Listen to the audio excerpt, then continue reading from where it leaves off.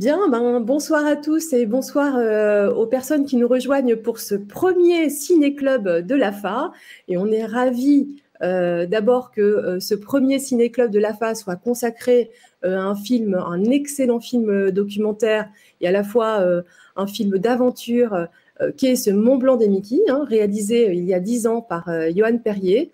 Il faut savoir que ce film est un film qui a reçu des prix, et notamment un film, le prix du Festival du film international d'aventure de La Rochelle, et aussi un prix pour les entretiens de Bichat, donc à la fois pour sa qualité médicale, d'information médicale, mais aussi parce que c'est aussi un film très bien réalisé avec des images merveilleuses de montagne. Et donc, c'est pour ça qu'il a gagné un prix au Festival du film d'aventure. Alors, je rappelle en fait à tous nos participants qu'il y a des onglets sur la droite, sur votre droite. Donc, vous pouvez à la fois chatter, c'est-à-dire discuter entre vous, participants, discuter. Mais vous avez aussi l'onglet questions et c'est là où vous pourrez poser vos questions. Et moi, je serai un peu votre porte-parole et je poserai des questions à nos acteurs. Et oui, parce qu'on a effectivement des acteurs sur scène ce soir, les acteurs du film, et qui sont en fait les héros de ce film documentaire, qui n'est pas un film de fiction. Il est bien arrivé dans la réalité, ce n'était pas du cinéma. Et donc, je suis ravie d'accueillir à la fois Éric Balèze, qui n'est pas encore là, il a dû avoir un petit problème de connexion, donc on le retrouvera probablement tout à l'heure. Isabelle Agostinelli, qui en fait participé à cette aventure. Karine Leborgne, qui en fait, elle aussi qui est montée le Mont Blanc.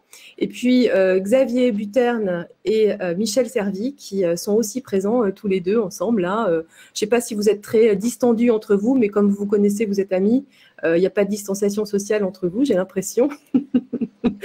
Alors, je compte sur vous évidemment pour poser des questions aux héros du film, et on a la chance de les avoir. Mais comme ça fait 10 ans que ce film a été réalisé, eh bien, on est quand même assez curieux de savoir ce qu'ils sont devenus, ces héros de ce film, ce qu'ils sont devenus. Et donc, je vais d'abord poser la question à Éric, puisque ça a été un peu on a mis un peu le phare sur Éric tout au long de son aventure. Éric, d'abord, qu'est-ce que ça a finalement changé concrètement chez toi, cette montée, ces entraînements et puis cette ascension? Qu'est-ce que ça a changé concrètement chez toi, cette aventure? Qu'est-ce que tu es devenu? Est-ce que ça a modifié ta trajectoire? Qu'es-tu devenu, Éric, et comment tu as évolué depuis le Mont Blanc des Mickey?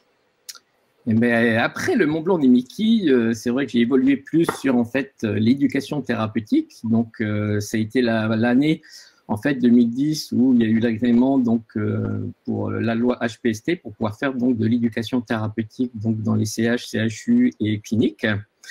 Après, au niveau sport, je vais dire que c'est vrai que c'était quand même une aventure pour moi donc assez compliquée, parce que c'est vrai que j'avais quand même eu 3 cancers, donc j'ai eu l'ablation du côlon, prostate, vessie, rectum, vésicule biliaire. Donc il a fallu quand même faire attention à l'alimentation, au niveau donc activité physique que j'avais quand même pas mal arrêté depuis, je crois, 5 ans avant d'avoir fait le Mont Blanc.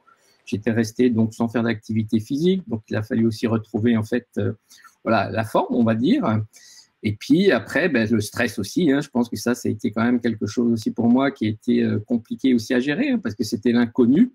Bon, en plus, je ne vous cache pas que j'étais pas montagne. Moi, je suis mer, donc c'était encore plus quelque chose donc pour moi que je découvrais. Alors, bien sûr, j'ai fait quelques randonnées, mais c'est vrai que moi, j'étais plus mer que montagne.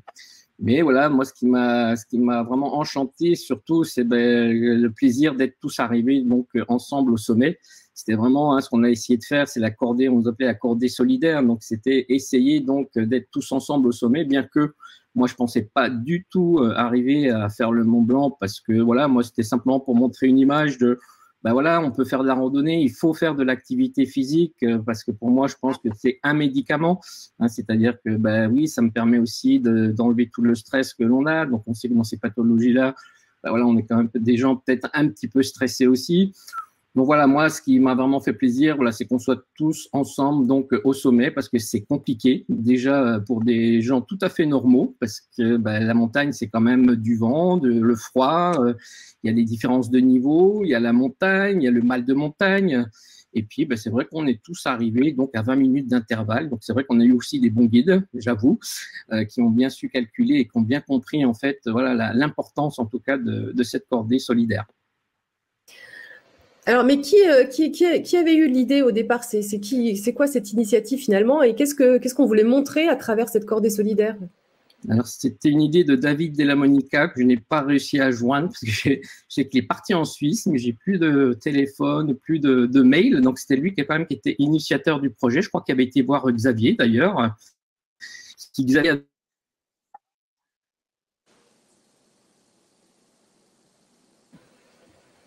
on a été un peu déconnecté. Du coup, Xavier Buterne.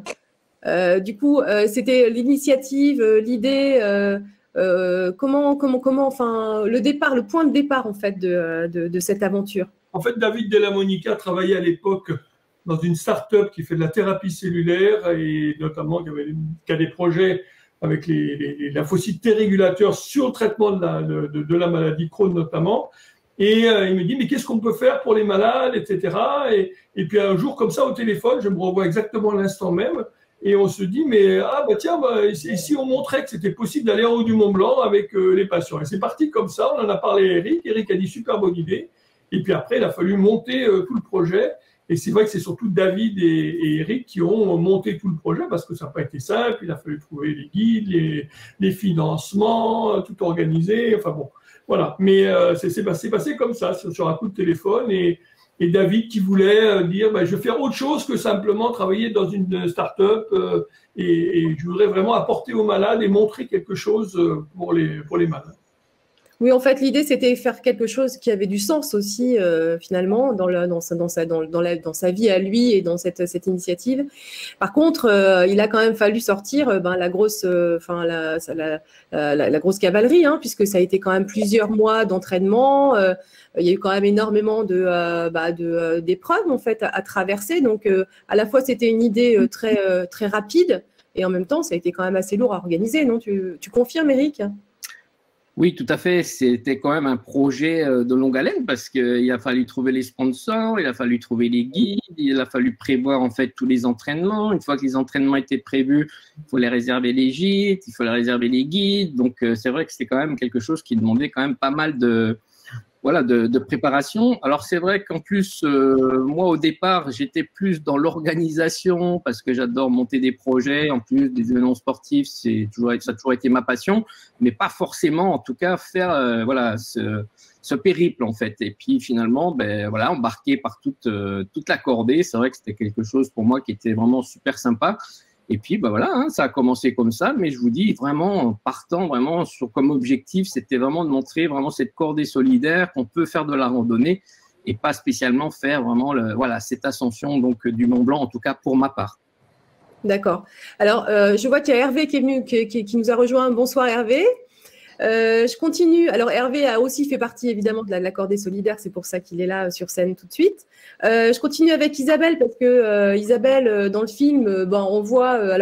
C'est assez intéressant finalement ton expérience à toi, Isabelle, dans ce Mont Blanc, parce que d'abord, tu racontes un petit peu ton histoire de maladie, et puis et au final, ce qui est assez intéressant, donc c'est de te voir un petit peu faire les entraînements, et puis toi, finalement, tu as été la seule à pas arriver au sommet. Alors, on s'est dit, tiens, pourquoi Isa n'est pas là? Et est-ce que tu peux nous raconter, en fait, finalement, cet épilogue? Et puis, toi, justement, aussi, qu'est-ce que ça a déclenché chez toi, ce Mont Blanc des Mickey, cette aventure, cette cordée solitaire? Et comment tu as évolué, là, au cours de ces 10 dernières années?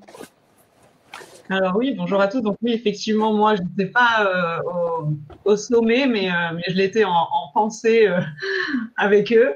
J'ai fait tous les entraînements avec eux, mais vu qu'il y a eu un petit décalage sur cette ascension qui a été faite, en fin de compte, après une deuxième année d'entraînement. Et j'avais à la base un projet de créer ma famille, mais avec l'opération que j'avais eue, on ne savait pas trop si je pouvais avoir un enfant naturellement ou pas.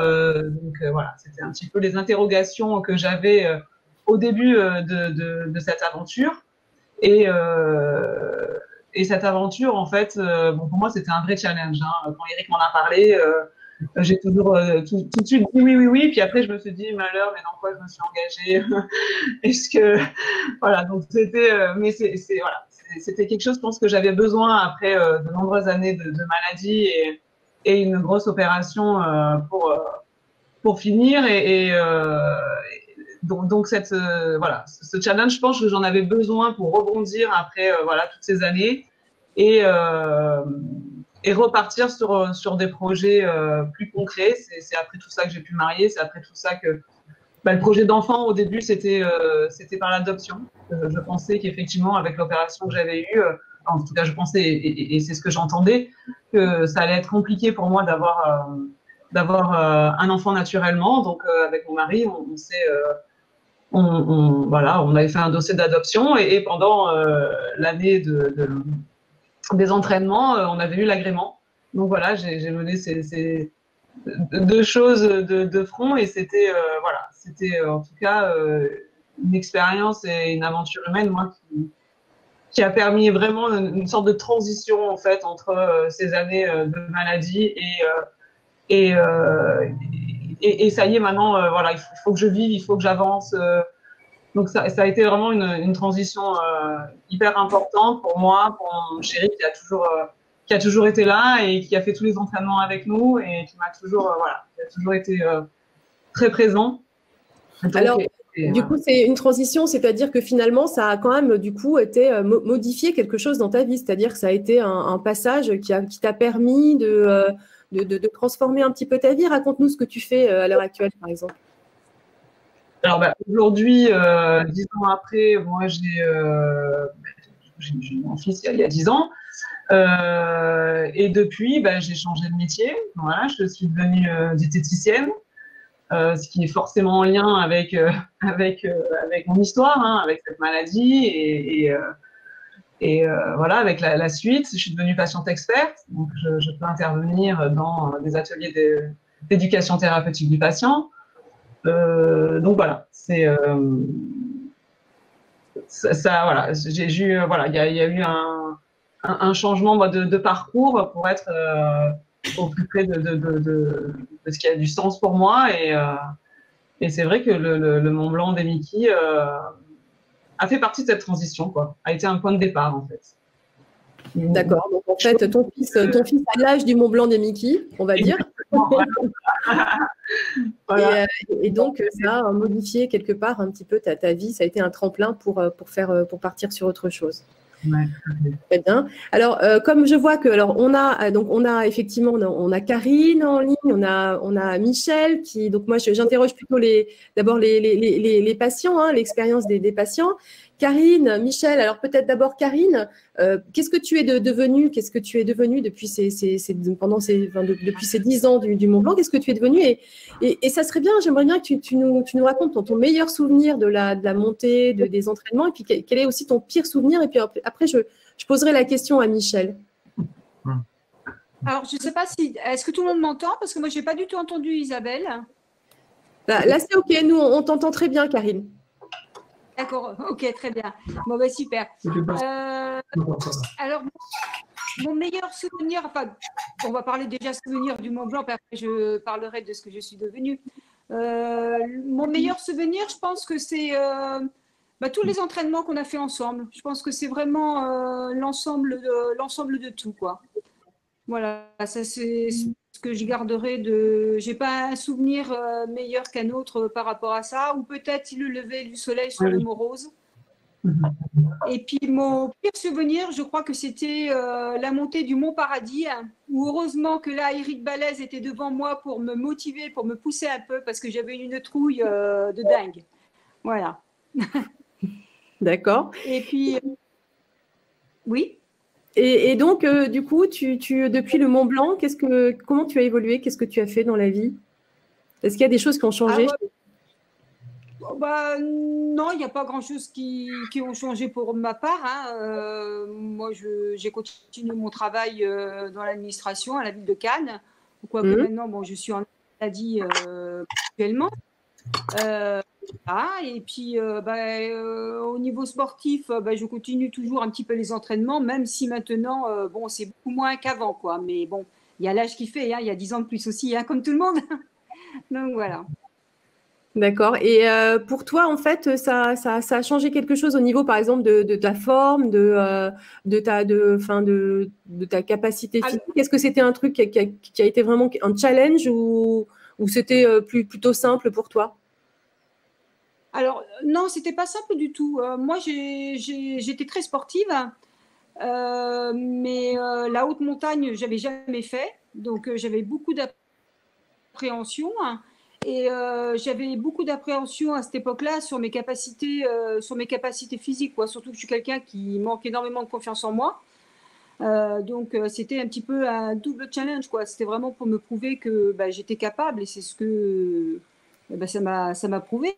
Et que j'espère que ça sera une bonne expérience aussi pour ceux qui doutent.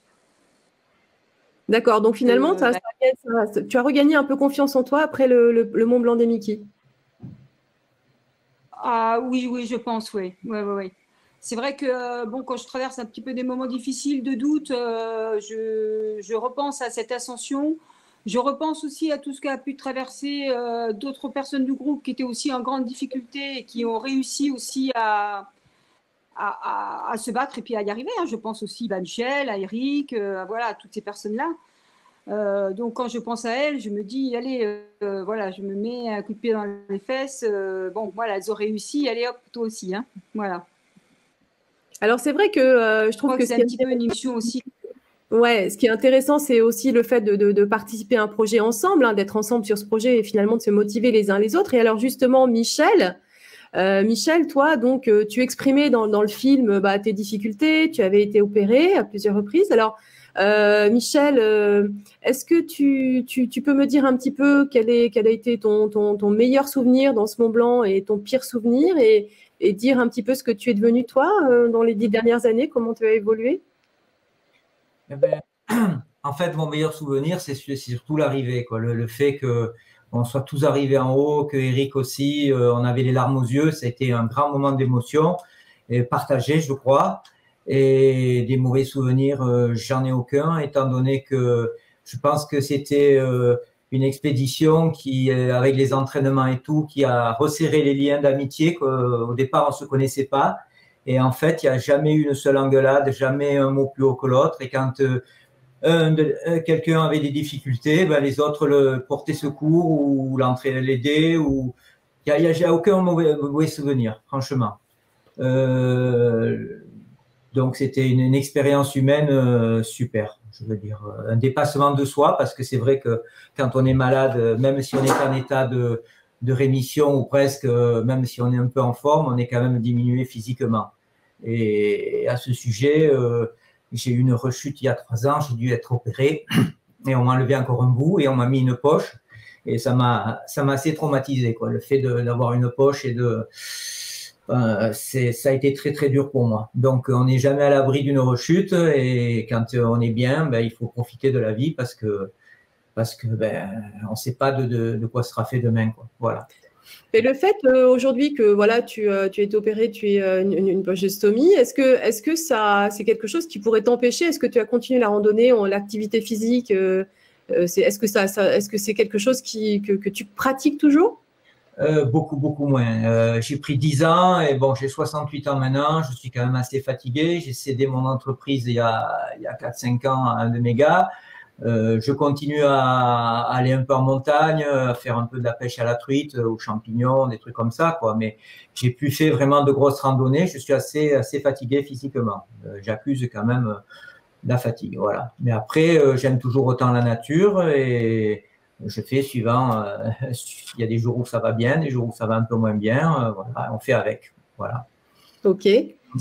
Alors à côté de toi, Michel, il y a Xavier, hein, Xavier Buterne. Donc, alors il y a 2 médecins en fait qui sont là sur scène ce soir. Donc Xavier, gastro-entérologue, Hervé, plutôt, on va dire, pédiatre ou urgentiste pédiatre? Comment on dit, Hervé? Ben, là, j'étais comme urgentiste, mais c'est vrai qu'avec eux, j'étais aussi un pédiatre, hein, c'est des grands enfants quand même. Hein. Ils ont beau dire là, c'est vrai que tout le monde a pris 10 ans, mais c'était tous une équipe avec un mental et un esprit de camaraderie qui était très intense. C'était des vrais gosses. Et moi, j'ai appris énormément de choses avec eux. C'était un grand bonheur, vraiment. Et de les revoir là, parce qu'il y en a quelques-uns que je n'ai pas vus depuis longtemps, mais c'est vraiment un grand, grand plaisir. Bon, Eric, effectivement, on s'est vu, on se voit encore de temps en temps. Ben, il me fait travailler. Comme quoi, lui, il continue à faire bosser. Mais franchement, c'était un super souvenir. Et je suis comme Michel. Je n'ai pas fait tous les entraînements avec eux, mais je n'ai aucun mauvais souvenir. Aucun moment. Il y a eu des moments difficiles. Isabelle l'a bien expliqué.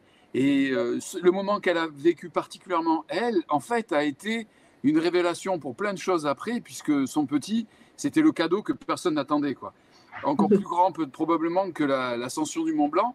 L'arrivée en haut, c'était d'une émotion. Je pense que c'est très difficile. C'était mon 3e Mont Blanc, donc je ne vais pas dire on ne s'habitue pas. Et c'était la 3e fois que je faisais le Mont Blanc. Ben, je peux reconnaître que j'ai pleuré en arrivant parce que c'était vraiment très, très, très, très, très intense, très sympa, et d'arriver tous ensemble. Surtout, Eric, il en parlera, quand au refuge Vallot, quand il est arrivé, on était un peu inquiets, on était un peu soucieux de voir arriver Eric comme ça, et il s'est retrouvé une autre énergie extraordinaire pour repartir. Et je fais effectivement l'effet de groupe a certainement joué. Mais il y a quand même une chose, je ne sais pas si tout le monde s'en souvient, chez Michel quand même, il y a eu la veille d'un entraînement, on était chez lui, ou à 4 h du matin, on a dû aller récupérer. Mais je te laisserai raconter, Michel. Ça fait partie des choses extraordinaires qu'on a pu vivre ensemble. Mais voilà, moi j'ai vraiment super souvenirs. Et ils n'ont pas eu tant besoin que ça de nous, parce qu'ils ont un mental d'acier. Ils ont beau dire, ils ont des doutes, c'est vrai. Mais je pense que la maladie leur a permis d'aller chercher vraiment des ressources mentales qu'ils ne soupçonnaient pas. Et Karine était mon binôme quand on a fait l'ascension. Je peux vous dire que c'était un tracteur, quoi. Elle y allait, j'étais derrière. Donc vraiment, ce sont des exemples pour tout le monde parce qu'ils ont la capacité de transmettre une énergie qui est extraordinaire. Même si maintenant, il y a 10 ans de plus, je vois bien Michel. Je ne trouve pas qu'il ait tant changé que ça. Mais bon, voilà. Ok. Et alors, Xavier, alors toi, ton ressenti, toi, tu étais donc le gastro-entérologue de la Cordée, hein, on va dire. Qu'est-ce que tu retiens à la fois comme homme et aussi comme médecin de ce Mont Blanc? Moi, ça fait 30 et quelques années que je m'occupe de patients qui ont des maladies inflammatoires intestinales. Donc là, à cette époque-là, ça faisait 20 ans. Je croyais tout savoir et j'ai tout appris finalement. J'ai tout appris parce que j'ai vécu avec des patients, j'ai appris finalement leurs besoins, leurs envies, leur quotidien, etc. Et ça a complètement changé ma relation aux patients, ma manière d'aborder les choses, ma capacité d'écoute, etc. Tout le reste est important, le type de traitement, l'endoscopie, tout est important, mais toute cette relation humaine finalement, médecin-malade, mais tu disais homme, mais c'est effectivement homme-femme avec son malade. Ça, je l'ai complètement appris. C'est des choses qu'on n'apprend pas sur les bancs de la faculté, et c'est ce que j'essaye maintenant de transmettre à mes jeunes. Mais ça, j'ai vraiment beaucoup, et ça a complètement changé ma manière de faire. Alors ça s'est fait progressivement, hein, on l'a dit, on l'a fait finalement sur 2 ans au lieu d'1 an, et c'était bien finalement de le faire en 2 ans, on a eu le temps de voir et tout. Mais le fait de vivre ensemble, de passer du temps dans les roches, de souffrir ensemble, parce qu'on n'a pas de mauvais souvenirs, mais on en a bavé quand même. Oui. Là, on voit la Vierge du Grand Paradis. Je peux vous dire que ce jour-là, moi, j'étais pas en forme. Il a fallu pour y arriver, ça a été chaud, hein, parce qu'il y avait de la neige et tout ça. Voilà. Et ça a été vraiment très, très important. Et finalement, quand vous avez, j'imagine, tout le monde a vu le film, et vous voyez, je voudrais rendre hommage à Gisèle Cartier, qui est au début du film, que le film commence comme ça. Et moi, j'ai compris ce qu'elle disait, parce qu'elle a dit la maladie, c'est important pour nous. Ça nous rend plus forts, la maladie. Ça nous fait comprendre la valeur de la vie ou quelque chose comme ça. Mais moi, j'ai compris ça finalement. Et ça a vraiment beaucoup changé les choses. Et j'essaye maintenant de le transmettre, de le développer. Eric a parlé d'éducation thérapeutique, c'est un bon moyen, l'accompagnement finalement, pour aider les gens. Mais c'est parti de là finalement. C'est parti de là et ça parti des rencontres avec toutes ces personnes qui étaient là, qui sont là. Et c'était vraiment très important pour moi. Et alors, justement, alors c'est assez, c'est vrai que bon, il y a quand même le grand moment, il y a plein de moments super chouettes dans ce film, mais quand même le grand moment super émouvant, c'est quand même l'ascension, qui est d'ailleurs très très bien filmé par Joanne Perrier, parce que on sent quand même à la fois l'épuisement et puis la difficulté à monter, et on vous voit arriver les uns après les autres. Donc ça, c'est vraiment, je trouve que c'est vraiment remarquable en termes de réalisation. Et alors toi, Xavier, là on te voit, tu arrives au moment où tu arrives, et là alors on vous sent tous assez épuisés et tous très émus en fait d'y être arrivés. Et toi, Xavier, alors tu es plus ému que jamais. Qu'est-ce que tu as ressenti en fait quand tu es arrivé au sommet? Qu'est-ce qui t'était venu le plus là, qui t'a le plus ému? C'était quoi le sentiment qui t'a le plus ému?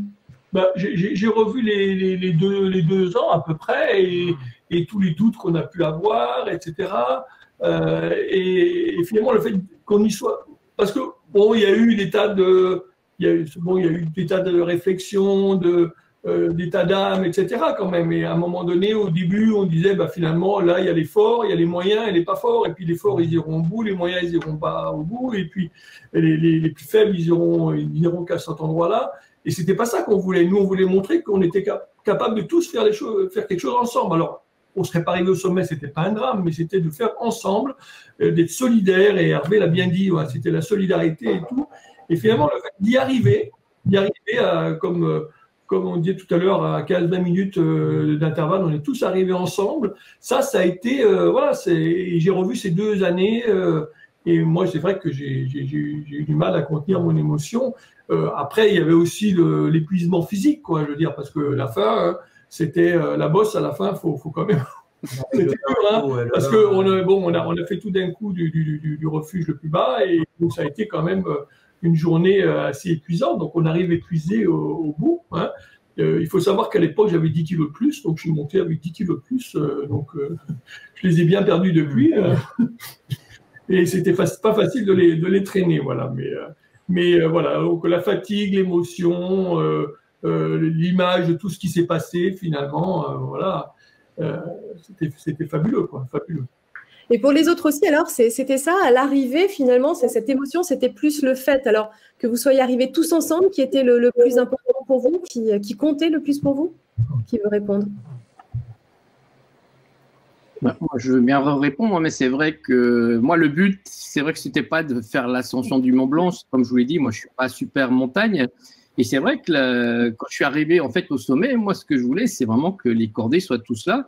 Et c'est vrai que quand j'ai vu arriver la dernière cordée, là, j'ai pu apprécier vraiment en fait, effectivement, ce sommet, quoi, parce que oui, on l'avait tellement essayé justement d'être solidaire, d'arriver ensemble. Je peux vous dire, en plus, je crois qu'on a eu un super beau temps, on était seuls au sommet, enfin, il y avait tout pour vraiment apprécier en fait cette ascension en tout cas. Et alors au début, vous ne vous connaissiez pas trop, hein. Vous avez appris à vous connaître au fur et à mesure des entraînements, puisque les entraînements ont duré 2 ans. Je vois qu'il y a une question là, par exemple, quelqu'un qui pose la question de les entraînements se faisaient à quel rythme? Donc pendant 2 ans, vous vous êtes entraîné, à quel rythme se faisaient les entraînements? C'était 1 par mois, il me semble, au moins un minimum. Oui, tout à fait. On essayait de prévoir en fait un entraînement par mois, voilà, pour faire donc de la randonnée. Donc c'est vrai qu'au départ, on a commencé par 4-5 heures de marche pour voir un petit peu comment réagissait un peu toute l'équipe, parce que comme on le dit, on ne se connaissait pas, donc c'était de voir un petit peu voilà comment ça se passait. De 4-5 heures, on est passé à 8-10 heures. De 8-10 heures, on est passé à 12 heures. Et après, on a commencé à enchaîner avec les nuits en refuge, parce que c'est vrai qu'aussi, en tout cas pour moi, c'était compliqué aussi. Donc, il fallait voir un petit peu comment ça allait marcher. Et puis, il n'y avait pas que ces entraînements, en tout cas, de randonnée. C'est que chacun, après, devait s'entraîner soi-même, en tout cas, parce que moi, c'est pareil, je vous dis, j'ai pas fait de sport pendant 5 ans. C'est-à-dire que, et je comprends, hein, et c'est pour ça que moi j'essaye de remotiver aussi les malades à refaire de l'activité physique, parce que sincèrement, c'est démotivant. Moi, je suis resté 5 ans sans rien faire. Quand je me suis remis à courir, je faisais 800 mètres et je ne pouvais plus aller plus loin, quoi, 800 mètres. Donc, c'est là où vous dites finalement, tiens, alors que j'ai fait un marathon et je me dis, mais je suis plus capable de rien. Donc, c'est normal aussi que les malades, des fois, se démotivent. Et c'est là où il ne faut pas perdre, voilà, il faut se dire, bah, oui, j'ai fait 800 mètres, demain, je ferai un peu plus. Et ça a été ça, hein, je comptais les pylônes électriques, donc je faisais 800 mètres, après j'ai fait 1000 mètres, après 1500 mètres, et au bout de 6 mois, ben, je refaisais mes 10 km, quoi. Donc, on voit bien que finalement, il faut persévérer, ça c'est sûr. Et je pense qu'on retrouve en fait son activité, enfin oui, son peps, quoi. Et moi, je me rappellerai toujours, parce que j'avais eu un problème cardiaque, parce que je faisais une tachycardie, donc et je sais que mon cœur battait à 80, 85 en fait quand je faisais pas de sport. Et puis 6 mois après, il a fallu que je refasse un contrôle et j'étais descendu à 52, quoi. Et c'est vrai que là, on s'est étonné, quoi, parce qu'on dit de 85, je suis redescendu à 52. Et donc le cardiologue expliquait, ben oui, le muscle, quand le cœur, donc c'est un muscle, donc ben, j'ai retrouvé en fait, voilà, la capacité donc de mon cœur que j'avais donc plus jeune. Donc ça veut dire aussi, ben voilà, il faut persévérer. Alors il faut y aller petit à petit, il faut pas faire des grands projets, hein, il faut y aller petit à petit. Alors c'est vrai que le Mont Blanc pour moi, c'est pour ça que je disais que c'est presque trop gros, si vous voulez. Mais le but, c'était vraiment de faire ces randonnées ensemble et puis voilà, de voir un petit peu qu'est-ce qu'il en est, comment on réagit et comment on peut mettre en place certaines choses pour essayer de durer dans le temps, en tout cas. Et alors, du coup, on disait donc, Michel disait, vous ne vous connaissiez pas. Donc, ça m'intéresse quand même de savoir finalement quel genre de relation après coup vous avez gardé après le Mont Blanc des Mickey quand vous avez fait cette aventure ensemble. On a tous gardé de belles relations. On avait même besoin de se voir régulièrement. Après le Mont Blanc, on s'est vu régulièrement, voilà, chez les uns, chez les autres. Besoin de faire des repas ensemble, etc. Avec les conjoints. Donc je pense que voilà. Bon, après au fil du temps, au bout de 10 ans, là, on va les fêter nos 10 ans quand même. Mais c'est vrai qu'on est toujours quand même resté en contact. Dans les invitations, même les anniversaires, les choses comme ça. C'est vrai qu'en tout cas, c'est l'accorder, c'est l'accorder, c'est une partie importante. Et quand vous discutez ensemble de tout ça, ça vous donne pas envie de repartir sur d'autres projets? Aussi. Alors, pas la montagne, hein, pas la montagne. Hein. La campagne, mais pas la haute montagne. La haute montagne, ça a été, moi, pour ma part, compliqué. Hein. C'est un environnement quand même à part, qui peut être très magnifique quand on voit les photos, mais qui peut à la fois, quand on voit les crevasses, plutôt... voilà, moi, c'est que ça m'a fait un peu beaucoup peur, hein, à un certain moment. Donc ça vient faire partie de l'aventure aussi, cet environnement, le stress qui peut être lié à ça, etc. Quoi. Donc, ça peut être toujours... Si je reviens au médecin Xavier Buterne, la question de l'activité physique dans les Mickey, elle est quand même super importante, hein, puisque on sait aujourd'hui qu'elle a quand même elle a des bénéfices réels dans la gestion de la maladie elle-même. Oui, l'activité physique, c'est quelque chose d'extrêmement important pour beaucoup de pathologies, et notamment les pathologies chroniques inflammatoires, pas que les maladies inflammatoires intestinales, mais aussi les maladies rhumatologiques, les maladies rhumatologiques, etc. Parce que il y a un côté un peu anti-inflammatoire de l'activité physique, et ça augmente les défenses immunitaires, et c'est un petit peu anti-inflammatoire. Et puis après, il y a tout le bénéfice qu'on va trouver sur le muscle. C'est par ce biais-là, en fait, parce que le muscle entraîné va sécréter des bonnes cytokines qui sont plutôt protectrices. Et puis, on sait que quand on est malade, qu'on a de l'inflammation chronique, on perd de la masse musculaire. Donc, il faut essayer de limiter ça par l'activité physique. On sait aussi que ça améliore sur le plan du moral, ça diminue la fatigue. Alors, c'est sûr que c'est un cercle vicieux parce qu'on est fatigué, mais on ne fait pas d'activité physique. Et on ne fait pas d'activité physique, on va être encore plus fatigué. Donc, il faut essayer de travailler là-dessus. Hein, et dans tous les programmes maintenant de prise en charge des maladies chroniques et également au cours du cancer, hein, c'est bien démontré dans le cancer, il y a des programmes d'activité physique. Un des exemples les mieux démontrés, c'est surtout le cancer du sein, hein, puisque maintenant, lorsqu'une femme est opérée et a eu une chimiothérapie pour un cancer du sein, il y a des programmes d'activité physique et on sait que de développer une activité physique régulière après ce type d'épreuve, améliore non seulement un certain nombre de choses en termes de qualité de vie, etc., mais améliore aussi la survie. Donc aujourd'hui, c'est vraiment une erreur de ne pas développer ça.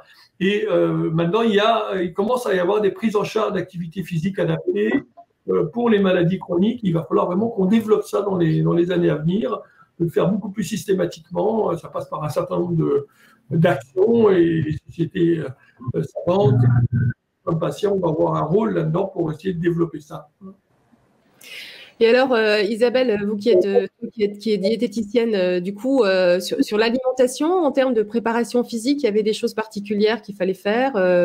On sait qu'Éric prenait des gels un peu hyper protéinés ou des super aliments. Mais est-ce qu'il y avait des choses, des gels énergétiques? Est-ce qu'il y avait des choses particulières, des choses à faire? Bah là, du coup, ça a été aussi pour chacun. Je pense à Eric, je pense à Michel aussi et à moi, où on s'est adapté en fin de compte par rapport à la distance, au dénivelé, à la longueur de la randonnée chaque jour et l'énergie qu'on devait fournir. Et moi, je sais qu'à l'époque, ça faisait 1 an que je venais d'être opérée, donc je recommençais à manger un peu normalement parce que moi, pendant les 5 ans de maladie, j'ai absolument j'étais en régime sans résidus, c'est-à-dire j'avais enlevé tout ce qui était fruits, légumes, etc., dont je n'avais plus aucun plaisir à manger, etc. Ce qui fait partie de mon histoire et ce qui est sûrement a fait que je suis devenue diététicienne aussi. Mais du coup, là, quand on a commencé les randonnées, 1 an après l'opération, je recommençais à manger un peu tout. Mais c'est sûr que pendant les randonnées, autant Eric, lui, effectivement, il avait fait le choix de plus s'alimenter et de prendre des gels. Moi, je faisais très attention, mais je prenais des petits volumes. C'était fractionné toutes les 3 heures, un peu comme Michel. Il fallait que je prenne un petit peu à manger, mais c'était sans fibres, etc. Donc c'était pour éviter effectivement d'aller à la selle pendant la randonnée ou d'avoir des inconforts digestifs. Donc c'était un équilibre à avoir dès la veille au soir aussi, pour avoir quand même l'énergie suffisante sur des randonnées intenses, parce qu'encore une fois, on n'était pas préparé à la base, on s'est tous mis un petit peu au sport à côté, etc., à l'activité physique pour y arriver, puis avec les entraînements, et l'équilibre avec le transit pour pas être trop gêné pour les ascensions, quoi. Donc c'était vraiment un équilibre à avoir et chacun a fait son choix en fait à ce niveau-là.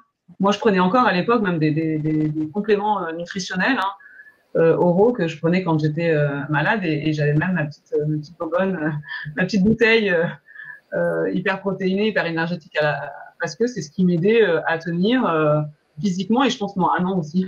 J'avais besoin d'avoir mon remontant et voilà. Donc ça, c'est des ajustements que chacun a pu avoir. Mais oui, bien sûr, il y a des recommandations quand on veut faire de l'activité comme ça, le soir, avec des repas plus énergétiques, des féculents, etc. Et éviter, les fibres pour éviter des inconforts digestifs. Tout à fait, il y a des précautions à prendre, tout de même. Et alors, sur le film en lui-même, alors déjà, donc vous nous dites, il n'y avait pas de tension entre vous, tout était fabuleux. Il n'y a jamais eu des moments un peu tendus entre vous. Et puis, la question que je me posais aussi, c'est toujours suivi par un caméraman, le réalisateur, qui était toujours un peu derrière vous. Est-ce que ça vous a pas déconcentré? Je sais pas, Hervé, tu veux répondre? Franchement, de l'atmosphère, je dirais le seul moment, et Xavier en a parlé tout à l'heure, le seul moment où il y a eu une interrogation, c'est effectivement lorsqu'on a voulu faire le Mont Rose, où là la question s'était posée, est-ce que certains pouvaient monter ou pas? Et effectivement, le problème a été vite réglé, de manière unanime, où le groupe s'est soudé en disant on ira tous ensemble ou on n'ira pas. En gros, c'était ça. Xavier, tu me dis, si on était dans ton bureau, je me souviens, avec David, quand la chose avait été discutée. Bon, c'était avec Hervé Gourdel, que certains connaissent là. Et c'est vrai que la discussion n'a peut-être pas été bien perçue de sa part. Mais l'objectif, ce n'était pas forcément d'être en haut, mais d'y aller ensemble. Et franchement, très franchement, vous me dites si je me plante, je n'ai jamais ressenti un moment où il y avait des tensions entre les membres de la cordée, aucune fois. Pourtant, il y avait des montées qui étaient un peu chaudes. Là, sur certaines photos, on voit quand c'était l'ascension vers le Gélas ou autre, quelquefois, ce n'était pas simple physiquement. Il y avait des difficultés lors du premier cramponnage, par exemple. La première fois qu'on a essayé les crampons avec certains, ce n'était pas évident de marcher avec des crampons. Certains qui glissaient, et tout ce côté technique, bon, c'était plus ou moins bien vécu, mais ça n'a jamais généré de tension entre les membres. En tout cas, moi, je ne l'ai jamais perçu. Jamais, vraiment. Au contraire, il y avait même une forme de motivation les uns les autres. Et je dirais, c'est Isabelle qui probablement en parlera mieux que quiconque, parce que c'est elle qui avait beaucoup de doutes. Encore une fois, c'est vrai que c'est à toi, Isabelle, peut-être dire comment tu le ressens. Non, c'est vrai qu'entre nous, il n'y a pas du tout eu de tension. Après, voilà, on avait des niveaux physiques, sportifs différentes. Donc, c'est vrai que moi, c'est plus avec moi-même que c'était compliqué parce que c'était pas évident. Voilà, j'avais pas de conditions physiques. Je sortais de 5 ans de maladie, une opération. J'étais diminuée physiquement. L'alimentation, c'était un peu nouveau. J'avais le stress, j'avais pas confiance en moi. Et pourtant, je me suis mis ce challenge en me disant, non, mais là, il faut que je me trouve quelque chose, il faut que j'avance. Voilà, je suis capable. Et puis, c'est vrai que le fait qu'on soit nombreux, on a tous repris le sport. Enfin, il y en avait qui étaient déjà sportifs à la base, mais ils ont quand même aussi bossé de leur côté. Et voilà, la reprise du sport pour Eric, pour moi et pour d'autres, c'est parce qu'on était tous ensemble. Sinon, on l'aurait pas fait. Donc pour dire que oui, cette cordée, ça nous a apporté vraiment, ça nous a apporté et porté aussi pour reprendre l'activité. Et voilà, après moi sur pas mal de randonnées, au fur et à mesure qu'on avançait et qu'on montait en altitude, etc. Voilà, voilà, ça a été dur, mais psychiquement en fait. Et Hervé, c'est vrai, était à mes côtés souvent aussi pour m'aider aussi psychologiquement, etc. Voilà, les crampons, le vertige.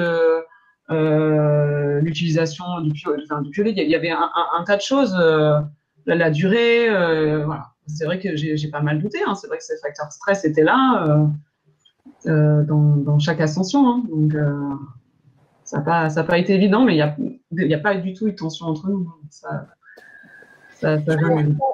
Je me demande même si dans une certaine manière, pour Isabelle, toute cette déviation psychologique vers justement ce qui était la montagne, ça lui a pas permis justement de pouvoir être maman plus facilement que ce qu'elle avait imaginé, parce qu'on sait parfois que le stress très intense peut entraîner des complications de cet ordre-là. Et quand je le dis que cet enfant est arrivé comme un cadeau qui était bien plus grand que l'ascension qui a été faite, mais c'est pour tout le monde, c'est vrai que ça a été, enfin, en tout cas pour moi, et je sais que pour pas mal d'entre nous, c'était comme ça. Quand on a su ça, c'était un énorme bonheur parce qu'on savait que pour elle aussi, elle avait fait son ascension. Ah ouais, non, mais toi. Et moi, je reviens à Isabelle. Je me rappelle encore quand tu m'avais appelé en me disant, ça y est, l'assistante sociale m'a donné l'accord, quoi. Donc, c'est vrai que le jour où tu nous as dit, bah non, moi, je ferai pas le Mont Blanc, donc on s'est tous regardés. Et puis après, quand tu nous as dit, bah oui, tu étais enceinte, c'est vrai que pour nous, c'était voilà, fabuleux. Enfin, pour moi, en tout cas, voilà, c'était aussi l'esprit de la cordée. Je pense que oui, ça a appris des choses, ça t'a mis en contact avec les médecins, les découvrir aussi peut-être autrement. Donc, je pense que voilà, ça apporte aussi une certaine assurance. Et puis peut-être le défi aussi, comme le dit Hervé, ça peut aussi. Ouais, il y a eu plein de choses. C'est vrai, ce challenge-là m'a permis un peu de sortir de tout ça. Et c'est ce que je disais au début.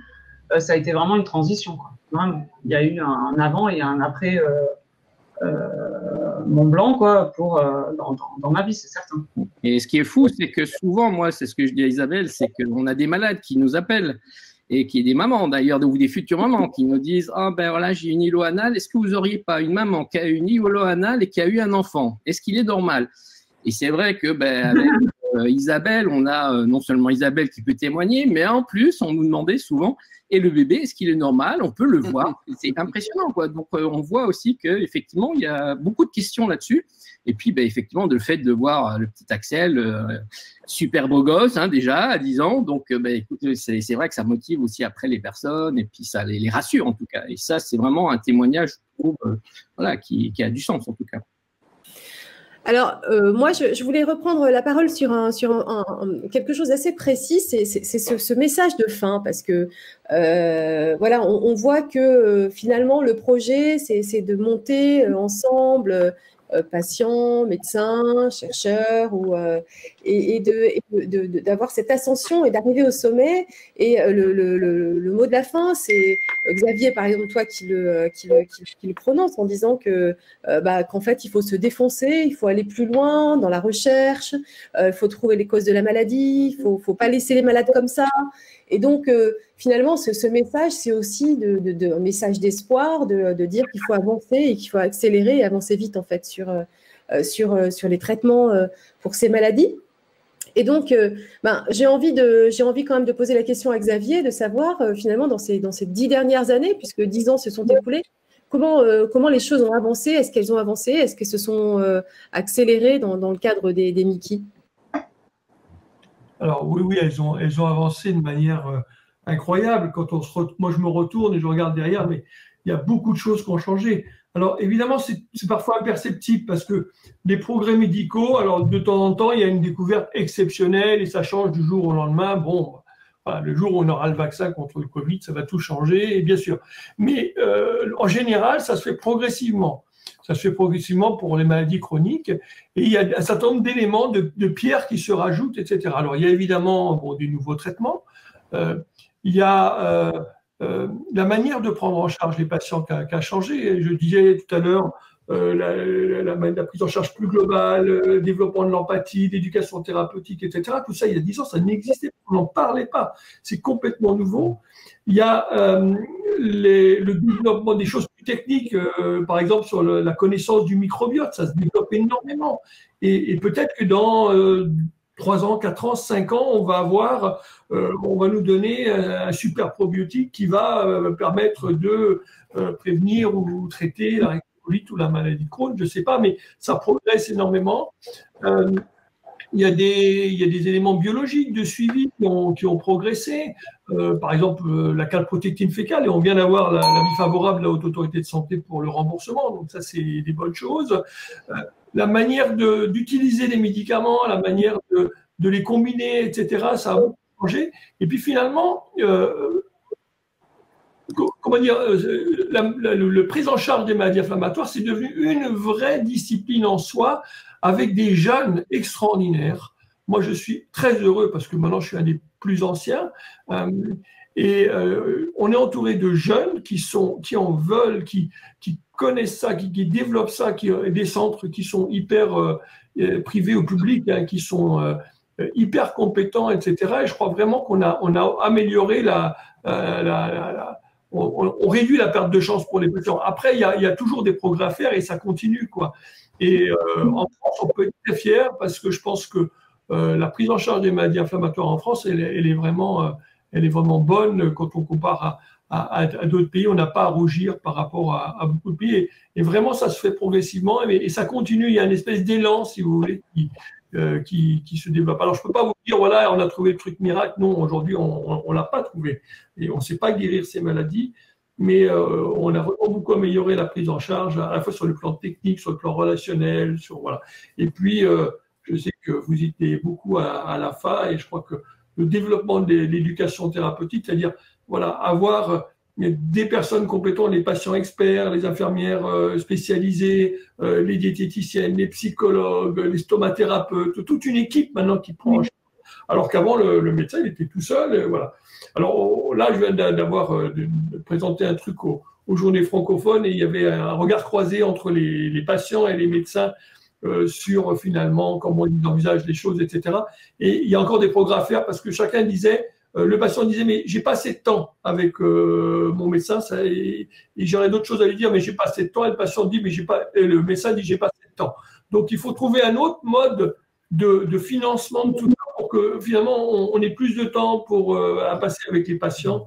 Mais voilà, il y a beaucoup de choses qui changent et ça continue à évoluer. Et je pense que c'est toujours l'espoir dans ce domaine-là. Et puis peut-être un jour on aura la pilule magique, mais je ne sais pas.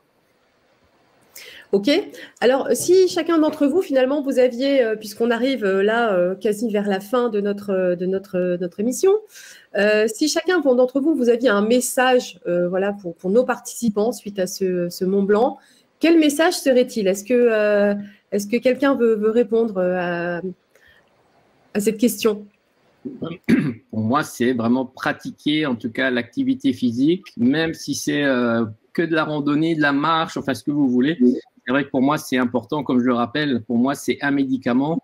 Et je pense que pour pas mal de personnes, et faites attention aussi, c'est vrai qu'on a la fatigue physique et la fatigue morale, et de bien arriver à dissocier les deux et se dire que je fais une petite chose, voilà, chaque jour, et puis d'avancer et d'avoir des projets. Voilà, moi, c'est vraiment les messages que je passe. Moi, je veux bien intervenir parce que je vais vous raconter une très très courte anecdote.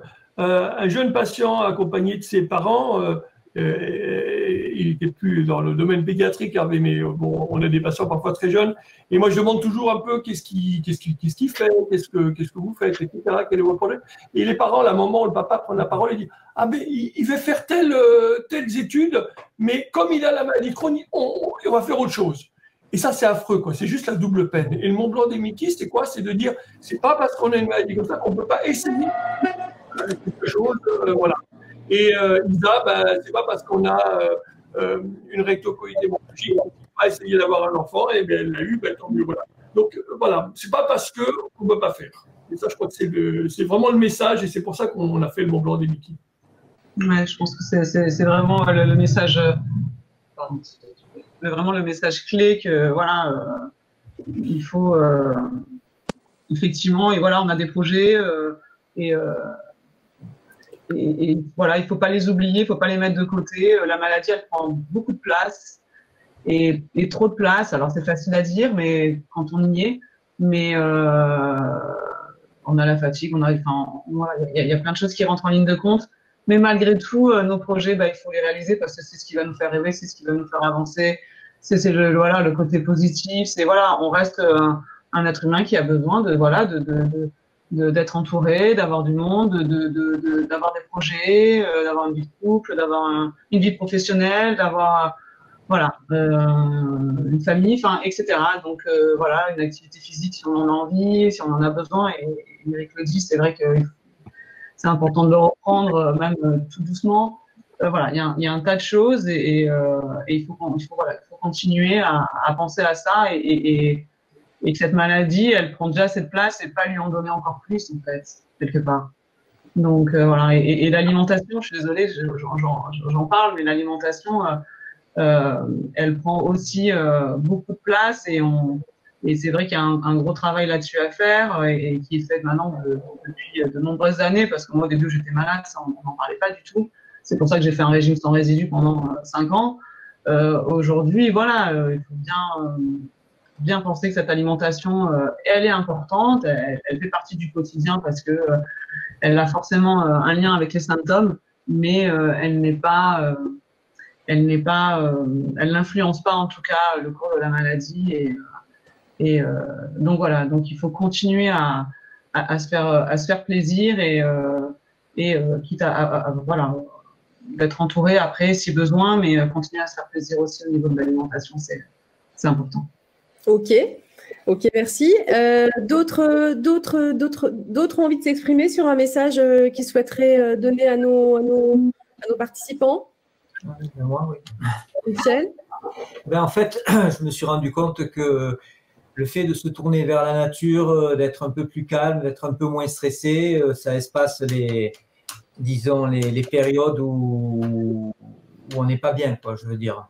Vous voyez? Donc, le fait de, même si on fait des petites randos, le fait d'être dans la nature déjà et de faire ce qu'on peut en fonction de son degré de si on est bien ou on est moins bien et surtout essayer de d'être calme, ce qui n'est pas mon cas, mais justement, mais bon, ça active, ça fait redémarrer la maladie, quoi. Il n'y a pas de problème. Voilà. Donc. Ok, très bien. Karine, un dernier petit message. Un dernier petit message, moi, c'est de c'est vrai que la maladie affaiblit souvent et de se donner des petits objectifs à atteindre pour se redonner un petit peu confiance. Et puis on se rend compte qu'on a des ressources à soupçonner. Je pense qu'Éric en est la preuve vivante, entre autres. Donc voilà, moi ça serait mon message. Ok. Hervé? Exactement ça, c'est-à-dire croyez en vous. Vous avez probablement plus de capacité que ce que vous imaginez et que la maladie, même si évidemment ça vous freine indéniablement, vous êtes en capacité d'aller au-delà de ce que vous pouvez imaginer. Et donc, gardez cet état d'esprit positif malgré les difficultés qui sont évidentes.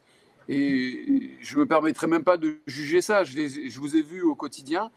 À ces moments-là, c'est remarquable et c'est la preuve que vous pouvez et on peut faire de grandes choses.